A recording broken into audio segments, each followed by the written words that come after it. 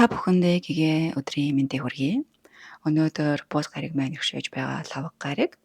Энэ өдрийн маань буюу одоо бод гаригийн маань те ээлтэй өнгө ногоон байдаг. Тэгэхээр өнөөдрийн цөмөрөө эдэлж хэрглэж байгаа зүйлээ маань аль нэг нь одоо ногоон байх юм бол бас ээлтэй гэсэн үг.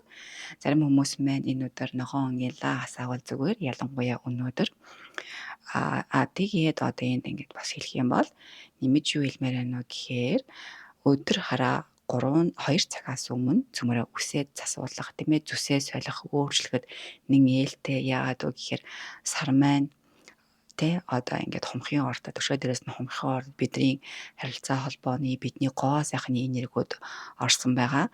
Тэгээд яагаад энийг хэлж байна вэ гэхээр Тэнгэрийн ван гариг маань ангар гаригтайгаа ийм сайхан холбоостой байгаа учраас цөмөрөө үсээд сулах болон зүсээ өөрчлөхөд ээлтэй. Өшөө дээрээс нь ангар гариг маань материйнхаа ордод байгаа учраас өөрийнхөө хүчтэй ордод байгаа учраас өнөөдөр цөмөрөө зорилгынхоо төлөө хөдлөх хэрэгтэй хоош битээ суугаараа гэдэг ийм энерги буусан байгаа. Тэгээд нөгөөтэйгөөр те одоо өдөр 3 цаг төхүүлээд 3-аас хойш бидний сар маань одоо загсны ордод ороод өшөө дээрээс нь бидний ирээдүйн карматай ингэж хошиж энерги ойртох учраас цөмөр өнөөдрийг маш зөв өнгөрөх юм бол ирээдүйн нэг сарын энерги маш зөв байх болно гэдгийг бас хэлмээр байна. За ингээ бүгдээрэнд нь амжилт өдрийг хүсье. Өдрөө сайхан өнгөрүүлээрэй. Тэгээд хамгийн сүүлд нь бас нэмж хэлмээр байна. Хүслээ бичгээд одоо 3 цагаас хойш ээлтэй байгаа шүү гэдгийг бас дуулгамаар байна. Бүгдээрэнд нь баярлалаа. Баяртай.